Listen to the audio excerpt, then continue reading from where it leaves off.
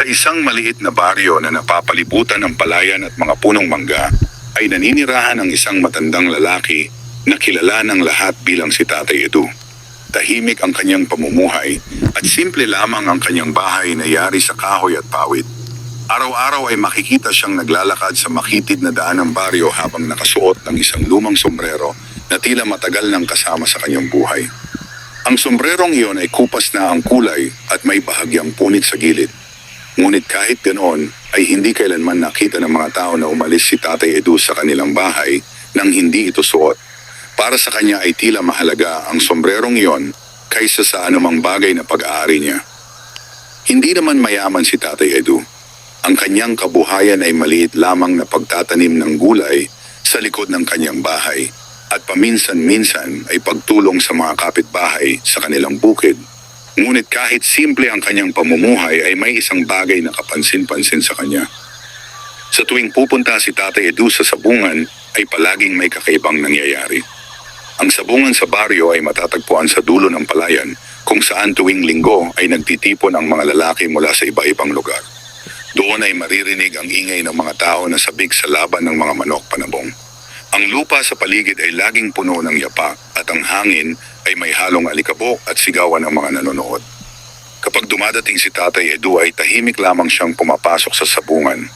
Bitbit niya ang maliit na supot na may laman na kaunting pera. Nakasuot ang kanyang lumang sombrero na nakatakip sa kanyang noo. Maraming tao ang nakapansin na kakaiba ang kanyang kapalaran sa sabungan. Sa tuwing tataya si Tatay Edu ay palaging nananalo ang kanyang manok. Sa una ay inakala ng mga tao na nagkataon lamang iyon. Ngunit habang lumilipas ang mga linggo ay paulit-ulit na nangyayari ang parehong bagay. Kahit gaano kalakas ang kalaban ng manok na pinili ni Tatay Edu ay tila laging napupunta sa kanya ang tagumpay. Nagsimulang mag-usap-usap ang mga tao sa baryo. May nagsabi na marunong lamang pumili ng manok si Tatay Edu. May nagsabi naman na baka may kakaiba siyang kaalaman tungkol sa sabong. Ngunit mayroon ding mga nagbulong-bulungan na tila may misteryo sa matandang lalaki. Sa tuwing matatapos ang laban ay tahimik lamang na kumukuha si Tatay Edu ng kanyang panalo. Walang yabang sa kanyang mukha. Walang ingay sa kanyang kilos. Para lamang siyang isang ordinaryong tao na nagkataong sinuwerte sa araw na iyon. Ngunit ang pinakakapansin-pansin ay ang kanyang sombrero. May mga pagkakataon na kapag nagsisimula ang laban, ay bahagyang hinihimas ni Tatay Edu ang gilid ng kanyang sombrero bago siya tumaya. Para bang may lihim siyang kinakausap o may iniisip na hindi alam ng iba. Isang linggo ay may bagong dating sa baryo na nagngangalang Mang Isko. Isa siyang kilalang sabungero mula sa ibang lugar. Marami na siyang napanalunang laban at kilala siya sa tapang ng kanyang mga manok. Noong araw na iyon ay puno ang sabungan dahil gustong makita ng mga tao ang laban ng manok ni Mang Isko. Tahimik lamang na dumating si Tatay Edu at umupo sa isang sulok ng sabungan. Tulad ng dati ay suot niya ang kanyang lumang sombrero. Napansin siya ni Mang Isko. Lumapit si Mang Isko at pinagmasdan ang matandang lalaki. Narinig niya ang mga bulong ng mga tao tungkol kay Tatay Edu. Sinabi ng ilan na kakaiba raw ang swerte ng matanda. Ngumiti lamang si Mang Isko. Para sa kanya ay walang kinalaman ang swerte sa sabong. Ang mahalaga lamang ay lakas ng manok at galing ng sabongero. Nang magsimula ang laban ay inilabas ni Mang Isko ang kanyang malakas na manok. Malaki ang katawan nito at matalim ang mga mata, halatang sanay sa maraming laban. Sa kabilang panig ay isang ordinaryong manok lamang ang napili ni Tatay Edu. Maraming tao ang napailing. Halos lahat ay tumaya kay Mang Isko. Tahimik lamang na hinawakan ni Tatay Edu ang gilid ng kanyang sombrero. Pagkatapos ay inilapag niya ang kanyang taya. Nang magsimula ang laban ay mabilis na sumugod ang manok ni Mang Isko. Ngunit makalipas ang ilang sandali ay nagulat ang lahat. Ang manok ni Tatay Edu ang nagwagi. Biglang nag-ingay ang buong sabungan. May mga taong hindi makapaniwala sa kanilang nakita. Si Mang Isko ay napatitig kay Tatay Edu. Sa unang pagkakataon ay nakaramdam siya ng kakaibang pagtataka. Lumapit siya sa matandang lalaki. Tiningnan niya ang sombrerong suot nito. Hindi niya alam kung bakit ngunit tila may misteryo sa simpleng bagay na iyon. Tahimik lamang nang ngumiti si Tatay Edu habang kinukuha ang kanyang panalo. Pagkatapos ay dahan-dahan siyang tumayo at naglakad palabas ng sabungan. Ang kanyang lumang sombrero ay nanatiling nakasuot sa kanyang ulo. Habang papalayo siya ay patuloy na nagbulungan ang mga tao. Unti-unting kumalat sa buong baryo ang usap-usapan tungkol sa kakaibang swerte ni Tatay Edu. At mula noon ay nagsimulang mabuo ang isang alamat sa baryo. Isang alamat tungkol sa matandang lalaki. At sa mahiwagang sombrero na hindi niya kailanman inaalis sa kanyang ulo. Pagkatapos ng araw na iyon ay lalong kumalat sa buong baryo ang kwento tungkol kay Tatay Edu at sa kanyang kakaibang kapalaran sa sabungan. Sa bawat sulok ng baryo ay may mga taong nag-uusap tungkol sa matandang lalaki na tila laging pinapaboran ng kapalaran tuwing araw ng sabong. Ang mga lalaki sa tindahan sa tabi ng kalsada ay madalas magkwentuhan tungkol sa kanya habang umiinom ng mainit na kape. Ang mga matatanda naman ay nagkukuwento sa ilalim ng punong mangga habang nagpapalipas ng oras sa hapon. Kahit ang mga kabataan ay naririnig ang pangalan ni Tatay Edu sa mga usapan ng kanilang mga ama. Ngunit sa kabila ng lahat ng iyon ay nanatiling tahimik ang matandang lalaki. Araw-araw ay pareho lamang ang kanyang ginagawa. Gumigising siya sa umaga at nagdidilig ng mga gulay sa likod ng kanyang bahay. Pagkatapos ay naglalakad siya sa paligid ng baryo upang tumulong sa sinumang nangangailangan ng kaunting lakas sa bukid. Ang kanyang sombrero ay palaging nasa kanyang ulo. Hindi kailanman nakita ng mga tao na tinanggal niya iyon kahit sa ilalim ng matinding init ng araw. Para bang bahagi na iyon ng kanyang pagkatao. Isang hapon ay may ilang kalalakihan na nag-usap sa tindahan ni Alipina. Pinag-usapan nila ang sunod na araw ng sabong na inaasahan ng buong baryo. May isa sa kanila na nagsabi na gusto niyang makita kung hanggang kailan magpapatuloy ang swerte ni Tatay Edu. May isa naman na nagsabi na hindi iyon basta swerte lamang. May misteryo raw sa matandang lalaki. May isa pang lalaki na nagsabi na baka ang lihim ay nasa sombrero na palagi niyang suot. Natahimik ang mga nakikinig. Ang simpleng ideya na iyon ay tila nagbigay ng kakaibang pag-iisip sa kanilang lahat. Mula noon ay mas naging mausisa ang mga tao sa baryo. Tuwing makikita nila si Tatay Edu ay napapatingin sila sa kanyang ulo. Ang lumang sombrero ay tila naging sentro ng kanilang pag-aakalang may lihim na kapangyarihan. Ngunit si Tatay Edu ay patuloy lamang sa kanyang payak na buhay. Dumating ang araw ng sabong.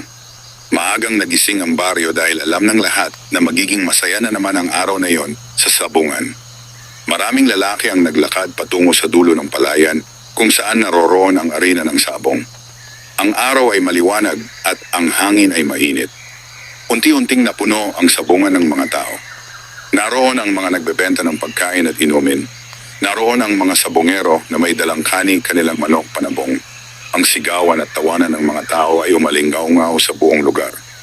At gaya ng inaasahan ng lahat ay dumating si Tatay Edu. Tahimik lamang siyang naglakad papasok ng sabungan. Ang kanyang lumang sombrero ay nakasuot sa kanyang ulo tulad ng dati.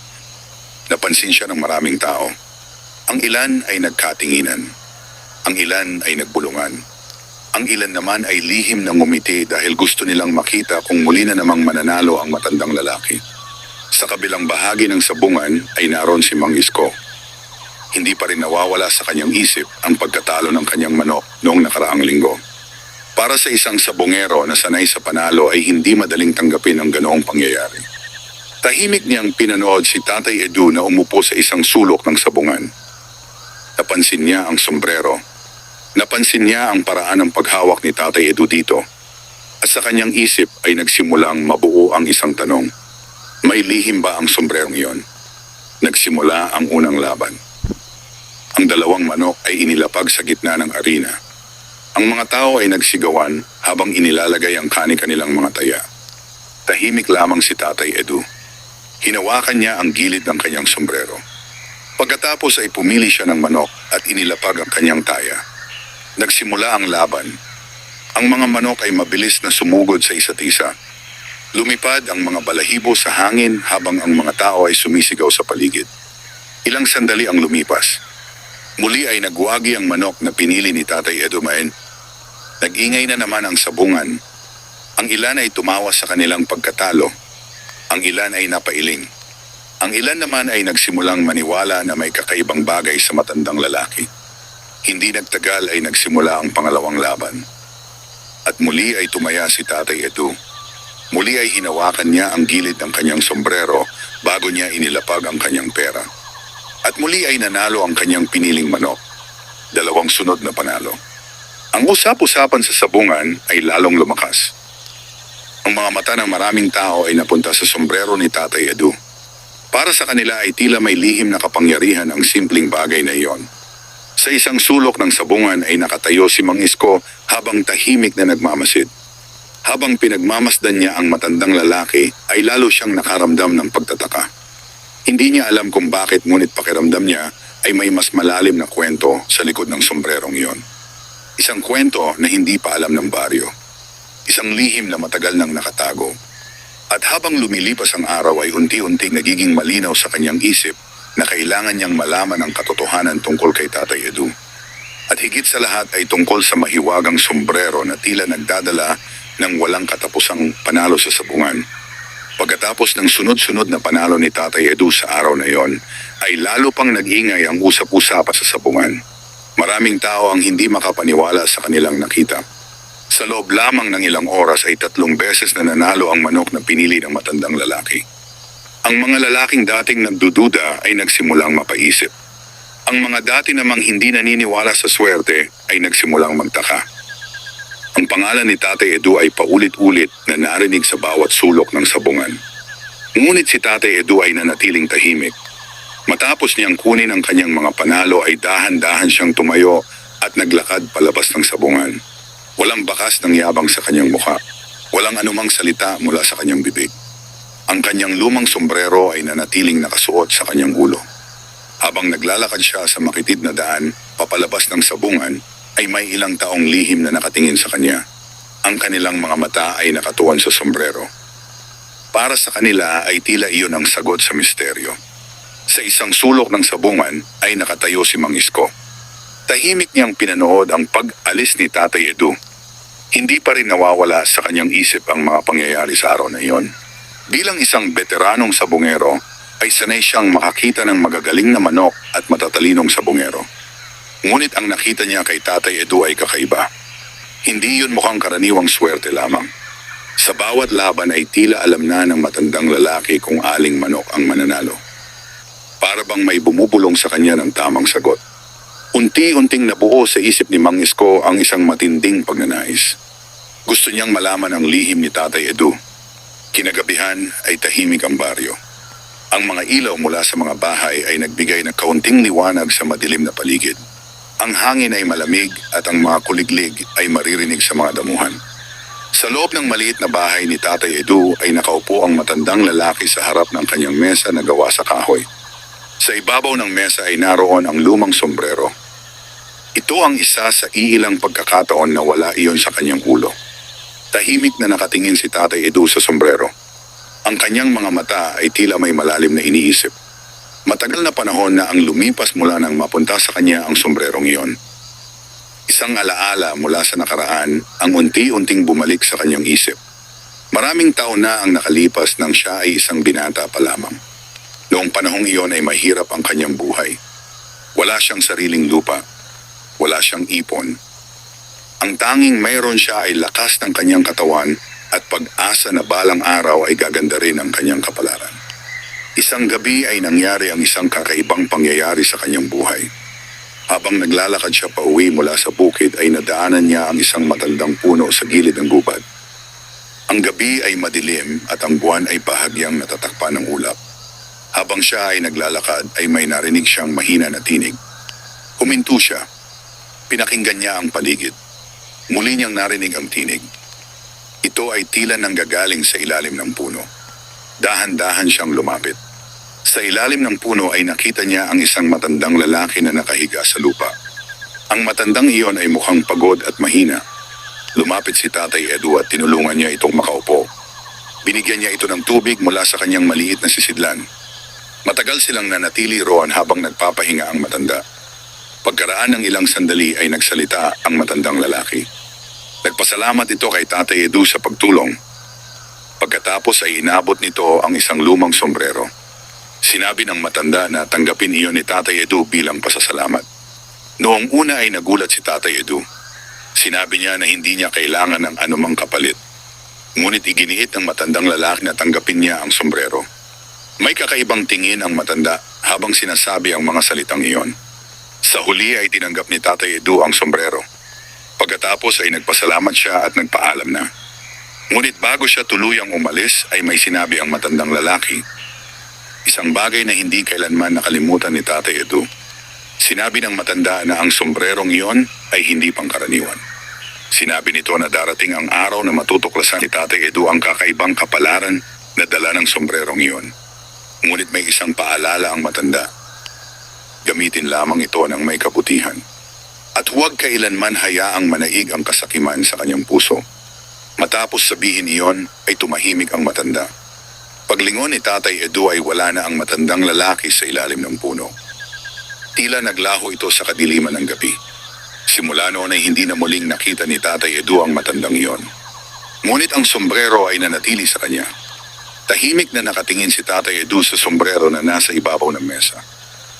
Ang alaala ng gabing iyon ay malinaw pa rin sa kanyang isip. Hindi niya alam kung sino ang matandang lalaki. Hindi niya alam kung bakit napunta sa kanya ang sombrerong iyon. Ngunit isang bagay ang tiyak. Mula nang mapasa kanya ang sombrero ay tila nagbago ang kanyang kapalaran. At ngayon ay nararamdaman niya na ang lihim ng sombrero ay unti-unting nagiging dahilan ng pag-uusisaan ng maraming tao sa baryo. Habang ang gabi ay lalong lumalalim ay tahimik na kinuha ni Tatay Edu ang sombrero at muli itong isinuot sa kanyang ulo. Hindi niya alam kung ano ang mangyayari sa mga susunod na araw. Ngunit pakiramdam niya ay may paparating na pangyayari na magbabago sa kanyang tahimik na buhay. Sumikat ang araw sa baryo na tila karaniwang umaga lamang, ngunit sa loob ng isip ng maraming tao ay patuloy pa ring umiikot ang kwento tungkol kay Tatay Edu at sa kanyang kakaibang kapalaran sa sabungan. Ang mga usapan sa tindahan sa tabi ng kalsada ay muling napuno ng mga bulungan tungkol sa matandang lalaki na tila hindi kailanman natatalo kapag siya ay tumataya. Ang ilan ay nagsimulang maniwala na may lihim siyang kaalaman sa sabong. Ang ilan naman ay nagdududa na may kakaibang kapangyarihan ang sombrero na palagi niyang suot. Sa kabilang banda ay tahimik lamang ang buhay ni Tatay Edu sa kanyang maliit na bahay na yari sa kahoy at pawid. Sa umagang iyon ay maaga siyang nagising upang diligin ang kanyang mga gulay sa likod ng bahay. Habang hawak niya ang maliit na timba ng tubig ay marahang gumagalaw ang kanyang mga kamay sa bawat halaman. Ang kanyang sombrero ay nakasuot pa rin sa kanyang ulo tulad ng dati. Ang hangin ng umaga ay malamig at tahimik. Ang mga ibon ay lumilipad sa ibabaw ng palayan habang ang araw ay unti-unting umaangat sa kalangitan. Para kay Tatay Edu ay payapa ang sandaling iyon. Ngunit sa kabilang bahagi ng baryo ay may isang tao na hindi mapalagay ang isip. Si Mang Isko ay nakaupo sa labas ng isang maliit na bahay habang nakatingin sa malayo. Mula pa noong araw ng sabong ay hindi na nawala sa kanyang isip ang matandang lalaki. Bilang isang sabongero na sanay sa panalo ay hindi niya matanggap na tila may misteryo sa bawat laban ni Tatay Edu. Paulit-ulit niyang naalala ang simpleng kilos ng matandang lalaki bago tumaya. Ang paghawak sa gilid ng sombrero, ang tahimik na pagtingin sa mga manok, ang hindi nagkakamaling pagpili ng panalo. Sa isip ni Mang Isko ay nagsimulang mabuo ang isang hinala. Kung may lihim man sa lahat ng iyon ay marahil ay nasa sombrero. Sa araw na iyon ay nagpasya si Mang Isko na sundan ang matandang lalaki upang mas mapagmasdan ang kanyang ginagawa. Bandang hapon ay naglakad si Mang Isko patungo sa bahagi ng baryo kung saan nakatira si Tatay Edu. Ang daan ay tahimik at napapaligiran ng mga punong mangga at niyog. Habang papalapit siya sa bahay ni Tatay Edu ay nakita niya ang matandang lalaki na abala sa pag-aayos ng kanyang maliit na taniman. Tahimik siyang tumigil sa may lilim ng isang puno upang hindi mapansin. Mula roon ay pinagmasdan niya ang bawat kilos ni Tatay Edu Chin, ngunit wala siyang nakitang kakaiba. Ang matandang lalaki ay tila isang simpleng magsasaka lamang na nag-aalaga ng kanyang mga halaman. Matapos ang ilang sandali ay tumigil si Tatay Edu sa kanyang ginagawa. Tumayo siya ng tuwid at tumingin sa malayo na para bang may naramdaman siyang presensya. Sa sandaling iyon ay nakaramdam ng kakaibang kaba si Mang Isko. Para bang alam ng matandang lalaki na may nagmamasid sa kanya. Ngunit hindi nagsalita si Tatay Edu. Matagal siyang nakatayo habang nakatingin sa paligid. Pagkatapos ay tahimik siyang bumalik sa loob ng kanyang bahay. Naiwan si Mang Isko sa ilalim ng puno. Hindi niya alam kung bakit, ngunit tila may kakaibang pakiramdam sa lugar na iyon. Para bang may lihim na hindi niya maunawaan. Habang papalubog ang araw ay nagpasya siyang umalis na. Ngunit sa kanyang isip ay lalo pang tumibay ang kanyang hinala. May misteryo sa buhay ni Tatay Edu. At ang misteryong iyon ay konektado sa sombrero na hindi niya kailanman inaalis sa kanyang ulo. Kinagabihan ay tahimik ang baryo. Sa loob ng bahay ni Tatay Edu ay muli siyang nakaupo sa harap ng kanyang mesa. Ang ilaw mula sa lampara ay nagbibigay ng mahinang liwanag sa loob ng silid. Tahimik siyang nakaupo habang hawak ang kanyang sombrero. Sa sandaling iyon ay tila may naramdaman siyang kakaiba. Para bang may paparating na pagbabago sa kanyang buhay. Ang mga bulong ng mga tao sa baryo ay unti-unti nang umaabot sa kanyang pandinig. Alam niya na marami nang nagtataka sa kanyang kapalaran sa sabungan. At alam din niya na may mga taong gustong malaman ang lihim ng kanyang sombrero. Tahimik niyang ibinalik ang sombrero sa kanyang ulo. Sa kanyang puso ay may isang paalala na matagal nang nakaukit sa kanyang isip. Ang paalala ng matandang lalaki na nagbigay sa kanya ng sombrero. Huwag hayaang manaig ang kasakiman. Huwag gamitin ang kapangyarihan sa masamang paraan. Habang lumalalim ang gabi, ay tahimik na nakatingin si Tatay Edu sa dilim sa labas ng kanyang bahay. Hindi niya alam kung ano ang mangyayari sa mga darating na araw. Ngunit nararamdaman niya na ang katahimikan ng kanyang buhay ay unti-unti nang nagbabago.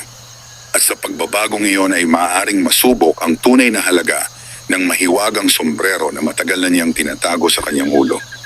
Lumipas ang ilang araw na tila tahimik ang baryo, ngunit sa ilalim na may nakatahimikan ay patuloy na lumalakas ang usap-usapan tungkol kay Tatay Edu.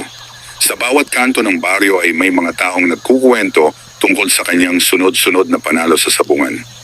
May ilan na nagsasabing swerte lamang iyon. May ilan naman na nagsasabing may lihim na kapangyarihan ang sombrerong suot niya. Habang lumalawak ang kwento ay mas maraming tao ang naging mausisa. Ang pangalan ni Tatay Edu ay naging paksa ng usapan ng mga sabungero mula sa kalapit na baryo. May mga dumadayo na sa sabungan upang makita kung totoo ang mga naririnig nilang kwento. Ngunit si Tatay Edu ay patuloy lamang sa kanyang payak na buhay. Isang umaga ay nagising siya ng maaga upang pumunta sa maliit na pamilihan ng baryo. Ang araw ay hindi pa ganap na sumisikat at ang hangin ay malamig. Habang naglalakad siya sa makitid na daan, ay napansin niya ang ilang taong nakatingin sa kanya. Ang kanilang mga mata ay nakatuon sa kanyang sombrero. Ang ilan ay tahimik lamang na nakamasid. Ang ilan ay nagbulungan habang siya ay dumaraan. Hindi nagsalita si Tatay Edu. Sanay na siya sa mga tingin ng mga tao. Pagdating niya sa pamilihan, ay bumili siya ng ilang gulay at kaunting bigas. Habang nagbabayad siya sa tindahan ni Aling Pina, ay narinig niya ang usapan ng dalawang lalaki sa kabilang bahagi ng tindahan. Pinag-uusapan nila ang susunod na araw ng sabong. Sinabi ng isa na balak niyang sundan ang bawat taya ni Tatay Edu upang makasiguro sa panalo. Sinabi naman ng isa na kung talagang may lihim ang sombrero ay kailangan nilang malaman iyon. Tahimik lamang na nakinig si Tatay Edu. Pagkatapos ay kinuha niya ang kanyang pinamili at naglakad pa uwi. Habang naglalakad siya sa daan, ay ramdam niya ang bigat ng mga usap-usapan sa paligid. Ang bagay na dati ay lihim lamang sa kanyang buhay, ay unti-unti nang nagiging sentro ng atensyon ng buong baryo. Sa kabilang banda ay patuloy ang pag-iisip ni Mang Isko tungkol sa misteryo ni Tatay Edu. Hindi na siya mapakali sa kanyang mga hinala. Sa bawat araw na lumilipas ay lalo niyang gustong malaman ang katotohanan tungkol sa sombrero. Isang gabi ay nagpasya si Mang Isko na muling pumunta sa paligid ng bahay ni Tatay Edu. Tahimik ang daan at ang buwan ay nagbibigay ng mahinang liwanag sa paligid. Mula sa malayo ay nakita niya ang maliit na bahay ng matandang lalaki. May mahinang ilaw mula sa loob. Dahan-dahan siyang lumapit sa ilalim ng isang puno. Mula roon ay nakikita niya ang bintana ng bahay. Sa loob ay nakaupo si Tatay Edu sa harap ng kanyang mesa. Ang sombrero ay nasa kanyang ulo. Tahimik lamang siyang nakaupo na para bang malalim ang iniisip. Matagal na pinagmasdan ni Mang Isko ang eksena. Ngunit wala siyang nakitang kakaiba. Walang mahiwagang liwanag. Walang kakaibang pangyayari. Isang matandang lalaki lamang na tahimik na nakaupo sa loob ng kanyang bahay. Ngunit sa kabila ng katahimikan ay naramdaman ni Mang Isko na may lihim na hindi niya makita. Habang siya ay nakamasid ay biglang tumayo si Tatay Edu. Dahan-dahan siyang lumapit sa bintana. Sa sandaling iyon ay napaatras si Mang Isko sa dilim. Pakiramdam niya ay nakita siya ng matandang lalaki. Ngunit walang anumang salita na lumabas mula kay Tatay Edu. Tumigil lamang ito sa may bintana at tumingin sa madilim na paligid. Matagal siyang nakatayo roon. Para bang alam niyang may mga matang nakamasid sa kanya. Pagkatapos ng ilang sandali ay isinara ni Tatay Edu ang bintana at pinatay ang ilaw sa loob ng bahay. Naiwan si Mang Isko sa ilalim ng puno habang tahimik na nag-iisip. Hindi niya alam kung bakit, ngunit pakiramdam niya ay mas lumalalim ang misteryo sa bawat araw na lumilipas. Sa kabilang banda ay nakahiga na si Tatay Edu sa loob ng kanyang bahay. Ang kanyang sombrero ay nakapatong sa tabi ng kanyang higaan. Tahimik siyang nakatingin sa kisame habang iniisip ang mga nangyayari sa baryo. Nararamdaman niya na unti-unti nang lumalapit ang mga taong gustong malaman ang lihim ng sombrero. At alam niya na hindi magiging madali ang mga susunod na araw. Sa kanyang isip ay bumalik muli ang alaala ng matandang lalaki sa ilalim ng puno. Ang paalala tungkol sa kasakiman. Ang paalala na gamitin ang kapangyarihan ng may kabutihan.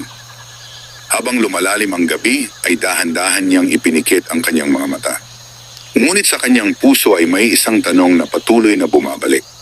Hanggang kailan niya maitatago ang lihim ng mahiwagang sombrero? At ano ang mangyayari kapag may ibang taong nagtangkang angkinin ang kapangyarihan nito?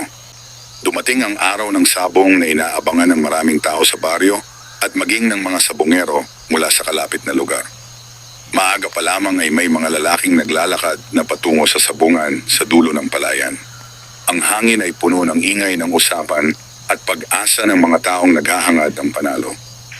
Sa bawat hakbang ng mga tao ay paulit-ulit na naririnig ang isang pangalan. Tatay Edu. Marami ang gustong makita kung muli na naman siyang mananalo. Marami rin ang gustong patunayan kung totoo nga ang mga kwento tungkol sa kanyang kakaibang kapalaran. Sa gitna ng mga usapan ay naroon si Mang Isko. Tahimik siyang naglalakad papunta sa sabungan habang may mabigat na iniisip. Hindi pa rin nawawala sa kanyang isip ang sombrero ni Tatay Edu. Sa kanyang pakiramdam ay may lihim na nakatago roon na kailangang malaman. Samantala sa kabilang bahagi ng baryo ay naghahanda si Tatay Edu upang pumunta sa sabungan. Ang kanyang bahay ay tahimik. Ang umaga ay maliwanag at ang mga ibon ay lumilipad sa ibabaw ng palayan. Sa loob ng kanyang maliit na silid ay nakapatong sa mesa ang lumang sombrero. Tahimik na nakatingin si Tatay Edu dito. Maraming taon na ang lumipas mula nang ibigay iyon sa kanya ng misteryosong matandang lalaki sa ilalim ng puno sa gilid ng gubat. Sa lahat ng panahong iyon ay hindi niya kailanman ginamit ang sombrero upang manloko o manlamang ng kapwa. Ginamit lamang niya ito upang magkaroon ng kaunting swerte sa buhay. Ngunit ngayon ay ramdam niya na may mga matang nakamasid sa kanya. Unti-unting nagiging sentro ng usapan ang sombrero. Dahan-dahan niyang kinuha ang sombrero at isinusuot sa kanyang ulo. Pagkatapos ay naglakad siya palabas ng bahay. Ang daan patungo sa sabungan ay puno ng mga taong papunta rin sa parehong lugar. May ilan na bumabati sa kanya. May ilan na tahimik lamang na nakatingin sa kanyang sombrero. Ngunit si Tatay Edu ay patuloy lamang sa kanyang paglalakad. Pagdating niya sa sabungan ay napansin niya na mas marami ang tao kaysa dati. Ang ingay ng sigawan at tawanan ay umalingaw-ngaw sa buong lugar. Sa bawat sulok ng sabungan ay may mga taong naghahanda ng kanilang mga manok panabong. Ang lupa ay puno ng bakas ng paa at ang hangin ay may halong alikabok. Habang siya ay pumapasok ay napansin siya ng ilang sabungero. May mga taong nagkatinginan. May mga taong nagbulungan. Ang ilan ay lihim na nakangiti dahil gusto nilang sundan ang bawat taya ni Tatay Edu. Sa kabilang bahagi ng sabungan ay naroon si Mang Isko. Ang kanyang mga mata ay nakatuon sa matandang lalaki. Tahimik niyang pinanood ang bawat kilos ni Tatay Edu. Nakita niya ang simpleng pag-upo nito sa isang sulok ng sabungan. Nakita niya ang paghawak nito sa gilid ng sombrero habang nakatingin sa mga manok. Para kay Mang Isko ay tila may kakaibang kahulugan ang bawat kilos na iyon. Nagsimula ang unang laban. Ang dalawang manok ay inilapag sa gitna ng arena. Ang mga tao ay nagsigawan habang naglalagay ng kanin kanilang mga taya. Tahimik lamang si Tatay Edu. Hinawakan niya ang gilid ng kanyang sombrero. Pagkatapos ay pumili siya ng manok at inilapag ang kanyang taya. Nagsimula ang laban. Ang mga manok ay mabilis na nagbanggaan. Ang mga balahibo ay lumipad sa hangin habang ang mga tao ay sumisigaw sa paligid. Ilang sandali ang lumipas. Ang manok na pinili ni Tatay Edu ang nagwagi. Muli ay nag-ingay ang buong sabungan. Ang ilan ay napasigaw sa tuwa. Ang ilan ay napailing sa kanilang pagkatalo. Ang mga mata ng maraming tao ay napunta sa sombrero ni Tatay Edu. Nagsimula ang pangalawang laban. At tulad ng dati ay tahimik lamang na tumaya si Tatay Edu. Muli niyang hinawakan ang gilid ng kanyang sombrero bago ilapag ang kanyang pera. Muli ay nagwagi ang manok na kanyang pinili. 2 sunod na panalo. Ang usapan sa sabungan ay lalo pang lumakas. Ang mga tao ay nagsimulang sumunod sa bawat taya ni Tatay Edu. Para sa kanila ay tila siya ang susi sa panalo. Sa isang sulok ay tahimik na nakatayo si Mang Isko. Habang pinagmamasdan niya ang mga pangyayari ay lalo niyang naramdaman ang kakaibang misteryo sa sombrero ng matandang lalaki. Sa kanyang isip ay nabuo ang isang mapanganib na ideya. Kung ang sombrero nga ang dahilan ng lahat ng panalo. Kung ito ang tunay na lihim ng kapalaran ni Tatay Edu. Kung makukuha niya ang sombrerong iyon, maaaring mapunta sa kanya ang lahat ng panalo sa sabungan. Habang ang araw ay patuloy na umiinit sa ibabaw ng sabungan, ay tahimik na nakatayo si Mang Isko. Sa kanyang mga mata ay mababanaag ang isang desisyon na unti-unting nabubuo sa kanyang isip. Isang desisyon na maaaring magbago sa kapalaran ni Tatay Edu at sa kapalaran ng mahiwagang sombrero na matagal nang nakaukit sa alamat ng baryo. Lumipas ang ilang araw matapos ang sunod-sunod na panalo ni Tatay Edu sa sabungan, ngunit ang usap-usapan tungkol sa kanya ay hindi pa rin nawawala. Sa bawat tindahan sa baryo ay patuloy na naririnig ang kanyang pangalan.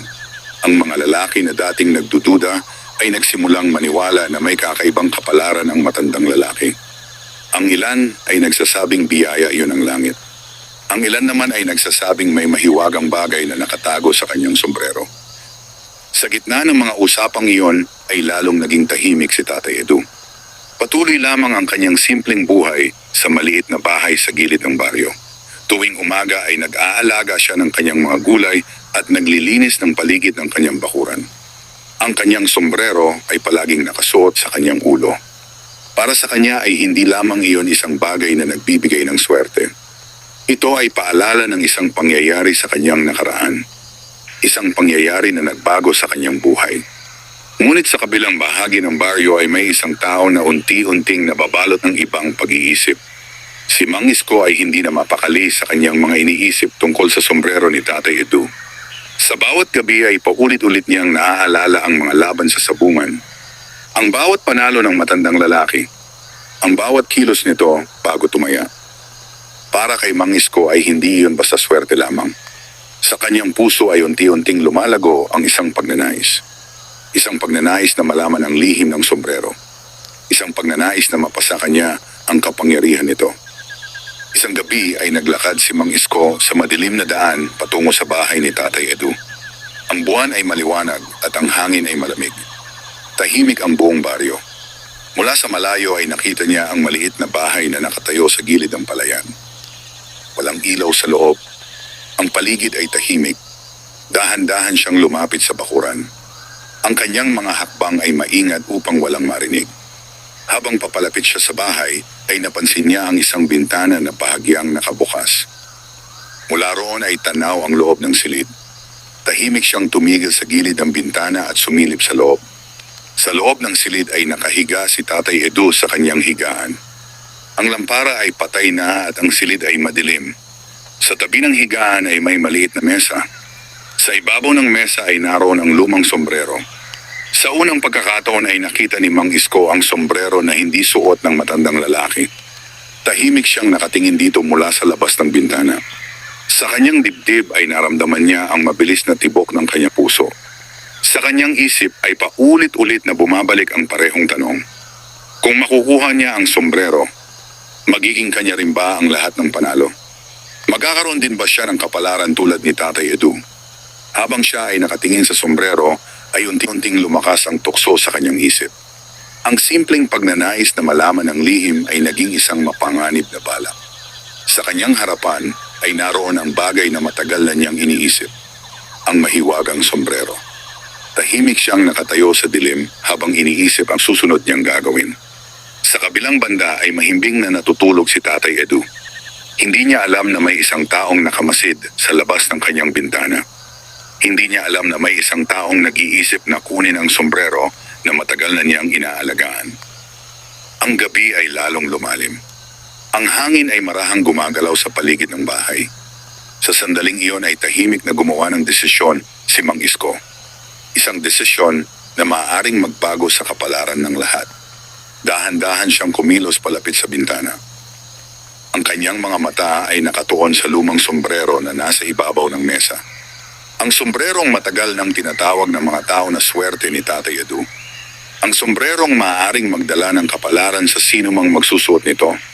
At sa tahimik na gabing iyon ay nagsimula ang isang hakbang na maaaring magbukas ng isang bagong kabanata sa misteryo ng mahiwagang sombrero. Sa tahimik na gabi sa baryo ay nakatayo si Mang Isko sa labas ng bintana ng bahay ni Tatay Edu. Ang liwanag ng buwan ay bahagyang tumatama sa lumang dingding ng bahay habang ang hangin ay marahang dumadaan sa mga dahon ng puno sa paligid. Sa loob ng silid ay mahimbing na natutulog si Tatay Edu. Sa tabi ng kanyang higaan ay nakapatong sa mesa ang lumang sombrero. Tahimik na nakatingin si Mang Isko sa sombrero. Ang kanyang dibdib ay mabilis ang tibok. Sa kanyang isip ay patuloy na naglalaban ang dalawang pag-iisip. Ang isa ay nagsasabi na mali ang kanyang gagawin.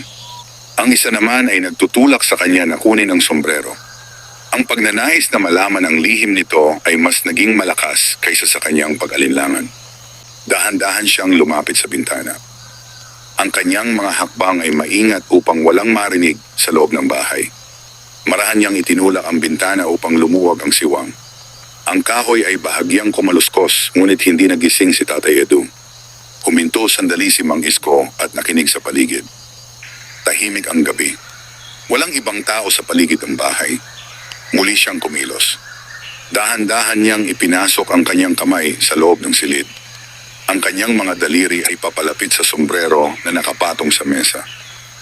Sa sandaling iyon ay tila mas lumakas ang tibok ng kanyang puso. Sa kanyang isip ay malinaw ang isang larawan. Isang larawan ng sarili niya na laging panalo sa sabungan. Isang larawan ng pera at kapangyarihan. Unti-unting lumapit ang kanyang kamay sa sombrero. At sa wakas ay nahawakan niya ito. Ang tela ng sombrero ay malamig sa kanyang mga daliri. Maingat niya itong hinila mula sa mesa. Tahimik niyang inilabas ang sombrero sa bintana. Sa sandaling iyon ay hawak na niya ang bagay na matagal niyang ninanais. Ang mahiwagang sombrero ni Tatay Edu. Mabilis siyang umatras mula sa bintana at nagtungo sa madilim na bahagi ng bakuran. Ang kanyang puso ay puno ng kakaibang pananabik. Sa unang pagkakataon ay hawak niya ang lihim na maaaring magbigay sa kanya ng kapalaran. Sa kabilang banda ay nanatiling mahimbing ang tulog ni Tatay Edu sa loob ng bahay. Hindi niya alam na nawala na sa mesa ang sombrero na matagal niyang iniingatan. Habang naglalakad si Mang Isko palayo sa bahay, ay tumigil siya sa ilalim ng isang puno. Mula roon ay muling tiningnan niya ang sombrero sa kanyang mga kamay. Tahimik niyang hinawakan ang gilid nito. Pagkatapos ay dahan-dahan niya itong isinuot sa kanyang ulo. Sa sandaling iyon ay may kakaibang pakiramdam na dumaan sa kanyang katawan. Para bang may malamig na hangin na bumalot sa kanya. Para bang may isang presensya na tahimik na nagmamasid sa kanyang ginawa. Ngunit hindi niya iyon pinansin. Sa kanyang isip ay iisa lamang ang mahalaga. Ang susunod na araw ng sabong. Sa kanyang paniniwala ay kapag isinusuot niya ang sombrerong iyon, ay magiging kanya ang kapalaran ni Tatay Edu. Habang ang gabi ay patuloy na lumalalim, ay tahimik na naglakad si Mang Isko pabalik sa kanyang tinutuluyan. Ang sombrero ay nakasuot sa kanyang ulo. Sa kanyang dibdib ay may halong saya at kaba. Hindi niya alam kung ano ang mangyayari sa mga susunod na araw. Ngunit sigurado siya sa isang bagay. Ang mahiwagang sombrero ay nasa kanya na. Sa kanyang isip ay naniniwala siya na magsisimula na ang bagong kapalaran na matagal na niyang hinahangad. Samantala sa loob ng bahay ni Tatay Edu ay tahimik pa ring natutulog ang matandang lalaki. Ang gabi ay patuloy na dumaraan habang ang buwan ay unti-unting gumagalaw sa kalangitan. Ngunit sa pagsikat ng araw ay may isang bagay na matutuklasan si Tatay Edu. Isang bagay na magbabago sa tahimik na takbo ng kanyang buhay. Ang pagkawala ng mahiwagang sombrero na matagal na niyang iniingatan. Sumikat ang araw sa baryo at unti-unting nagising ang mga tao sa kanilang mga bahay. Ang mga manok ay nagtilaok sa paligid habang ang malamig na hangin ng umaga ay dumaan sa mga palayan. Sa loob ng maliit na bahay ni Tatay Edu ay dahan-dahan siyang nagising mula sa kanyang pagtulog. Tahimik ang silid. Ang liwanag ng umaga ay pumapasok sa siwang ng bintana. Dahan-dahan siyang bumangon mula sa kanyang higaan. Tulad ng nakasanayan ay tumingin siya sa maliit na mesa sa tabi ng kanyang kama. Ngunit sa sandaling iyon ay napahinto siya. Ang mesa ay walang laman. Ang sombrero ay wala roon. Matagal siyang nakatitig sa mesa na tila hindi makapaniwala sa kanyang nakita. Sa maraming taon ay hindi kailanman nawala sa kanyang tabi ang sombrerong iyon. Ngunit ngayon ay wala na ito. Dahan-dahan siyang tumayo at naglakad sa paligid ng silid. Tumingin siya sa bawat sulok ng bahay. Tiningnan niya ang ilalim ng mesa. Tiningnan niya ang mga silya. Ngunit wala siyang nakita. Ang sombrero ay tunay na nawala. Sa kanyang dibdib ay may dumaan na mabigat na pakiramdam. Hindi iyon dahil lamang sa pagkawala ng isang bagay. Ang sombrerong iyon ay bahagi ng isang lihim na matagal niyang iniingatan. Isang bagay na hindi dapat mapunta sa maling kamay. Tahimik siyang tumigil sa gitna ng silid. Sa kanyang isip ay unti-unting bumalik ang mga alaala ng mga nagdaang araw. Ang mga taong nag-uusisa. Ang mga matang nakatingin sa kanyang sombrero.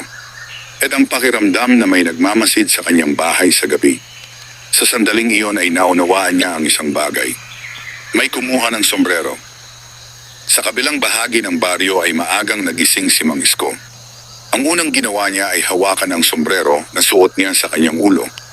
Tahimik siyang nakaupo sa loob ng kanyang silid habang nakatingin sa salamin. Sa unang pagkakataon ay suot niya ang sombrero na dating pag-aari ni Tatay Edu. Sa kanyang dibdib ay may kakaibang saya. Sa kanyang isip ay paulit-ulit na bumabalik ang isang larawan. Ang sabungan, ang mga laban, ang mga panalo. Para sa kanya ay magsisimula na ang bagong kapalaran. Dumating ang araw ng sabong. Muli ay nagtipon ang mga tao sa sabungan sa dulo ng palayan. Ang ingay ng sigawan at tawanan ay narinig sa buong paligid. Ang mga sabungero ay naghahanda ng kani-kanilang mga manok. Sa gitna ng mga tao ay napansin ang isang kakaibang bagay. Wala si Tatay Edu. Sa unang pagkakataon sa mahabang panahon ay hindi siya dumating sa sabungan. Maraming tao ang nag-usap-usap tungkol dito. May ilan na nagsabing baka nagkasakit ang matandang lalaki. May ilan naman na nagsabing baka napagod na siya sa sabong. Ngunit sa isang sulok ng sabungan ay may isang taong dumating na suot ang lumang sombrero. Si Mang Isko. Ang mga taong nakapansin ay nagkatinginan. Ang ilan ay nagbulungan. Ang ilan ay nagtataka kung bakit nasa ulo ni Mang Isko ang sombrero na palaging suot ni Tatay Edu. Ngunit hindi nagsalita si Mang Isko. Tahimik lamang siyang umupo sa isang lugar sa sabungan. Ang sombrero ay nakasuot sa kanyang ulo. Sa kanyang isip ay buo ang kanyang paniniwala. Ngayon ay siya na ang magiging pinakamaswerteng sabongero. Nagsimula ang unang laban. Ang dalawang manok ay inilapag sa gitna ng arena. Ang mga tao ay nagsigawan habang inilalagay ang kani-kanilang mga taya. Sa unang pagkakataon ay tumaya si Mang Isko habang suot ang sombrero. Ang kanyang puso ay puno ng kumpiyansa. Para sa kanya ay tiyak na ang panalo. Nagsimula ang laban. Ang dalawang manok ay nagbanggaan sa gitna ng arena. Ang mga balahibo ay lumipad habang ang mga tao ay sumisigaw sa paligid. Ilang sandali ang lumipas. At biglang nag-ingay ang buong sabungan. Ang manok na tinayaan ni Mang Isko ay natalo. Napatigil si Mang Isko. Hindi siya makapaniwala sa nangyari. Sa kanyang isip ay dapat panalo siya. Suot niya ang sombrero. Ang sombrero na nagbibigay ng kapalaran kay Tatay Edu. Ngunit sa halip ay pagkatalo ang kanyang nakuha. Nagsimula ang pangalawang laban. Muli siyang tumaya. Muli ay puno siya ng pag-asa. Ngunit muli siyang natalo. Dalawang sunod na pagkatalo. Ang mga tao sa paligid ay nagsimulang magbulungan. Ang ilan ay nagsimulang magtaka kung bakit tila walang epekto ang sombrero kay Mang Isko. Habang nakaupo sa gitna ng sabungan ay naramdaman ni Mang Isko ang kakaibang bigat sa kanyang dibdib. Unti-unting nawala ang kanyang kumpiyansa. Sa kanyang isip ay may isang tanong na paulit-ulit na bumabalik. Bakit hindi gumagana ang sombrero? Habang ang araw ay patuloy na umiinit sa ibabaw ng sabungan, ay tahimik na nakaupo si Mang Isko. Sa unang pagkakataon ay nagsimula siyang makaramdam ng takot. Isang takot na baka ang sombrero ay may lihim na hindi niya naunawaan. At sa parehong araw na iyon ay naglalakad si Tatay Edu sa daan ng baryo. Tahimik ang kanyang mukha. Ngunit sa kanyang puso ay alam niya na nagsimula na ang isang pagsubok na magpapakita ng tunay na kapangyarihan ng mahiwagang sombrero. Sa araw na iyon ay tahimik na naglakad si Tatay Edu sa makitid na daan ng baryo habang ang araw ay dahan-dahang umaangat sa kalangitan. Ang hangin ng umaga ay malamig at ang mga ibon ay maririnig sa mga puno sa paligid. Ngunit sa kabila ng katahimikan ng paligid ay mabigat ang kanyang iniisip.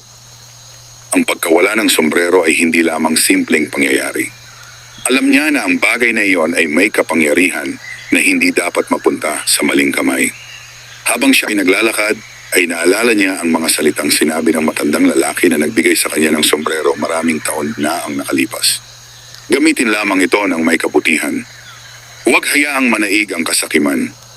Ang mga salitang iyon ay malinaw pa rin sa kanyang isip. Sa kabilang banda sa sabungan ay patuloy ang ingay ng mga tao habang nagaganap ang mga laban ng manok. Si Mang Isko ay nakaupo sa isang sulok habang suot pa rin ang sombrero ni Tatay Edu. Ngunit ang kanyang mukha ay hindi na katulad ng dati. Ang kumpiyansa na naramdaman niya noong umaga ay napalitan ng pagkalito. 3 beses siyang tumaya. 3 beses siyang natalo. Sa bawat pagkatalo ay lalo niyang naramdaman ang bigat ng kanyang ginawa. Ang mga taong nasa paligid ay nagsimulang magbulungan. Ang ilan ay nagtatanong kung bakit hindi nagdadala ng swerte ang sombrero kay Mang Isko. Ang ilan naman ay nagsasabing baka ang kapalaran ni Tatay Edu ay hindi galing sa sombrero. Habang naririnig ni Mang Isko ang mga usapan ng mga tao ay lalo siyang napaisip. Hinawakan niya ang gilid ng sombrero na nasa kanyang ulo. Tahimik siyang nakatingin sa lupa. Sa kanyang isip ay unti-unting lumitaw ang isang katotohanan. Maaaring hindi niya nauunawaan ang tunay na lihim ng sombrero. Maaaring ang kapangyarihan nito ay hindi basta napupunta sa sino mang magsuot nito. Samantala sa daan ng baryo ay patuloy na naglalakad si Tatay Edu patungo sa sabungan. Ang kanyang hakbang ay mabagal ngunit matatag. Ang kanyang mga mata ay tahimik ngunit puno ng pag-unawa. Sa kanyang puso ay alam niya kung sino ang kumuha ng sombrero. Alam niya rin na darating ang sandali na kailangan niyang harapin ang taong iyon. Habang papalapit siya sa sabungan ay naririnig na niya ang ingay ng mga tao. Ang sigawan ng mga sabungero. Ang tawanan ng mga nanonood. Ang alikabok ay lumilipad sa hangin habang ang mga tao ay nagkakatipon sa paligid ng arena. Sa gitna ng sabungan ay nakaupo si Mang Isko habang suot ang lumang sombrero. Sa sandaling iyon ay nakita siya ni Tatay Edu. Huminto siya sa may pasukan ng sabungan. Tahimik niyang pinagmasdan ang lalaki na kumuha ng kanyang sombrero. Hindi galit ang kanyang naramdaman. Sa halip ay may lungkot sa kanyang puso. Dahan-dahan siyang naglakad papasok ng sabungan. Napansin siya ng ilang tao. May mga nagbulungan. May mga nagulat sa kanyang pagdating. Unti-unting napatingin ang mga tao sa kanya. Hanggang sa mapansin siya ni Mang Isko.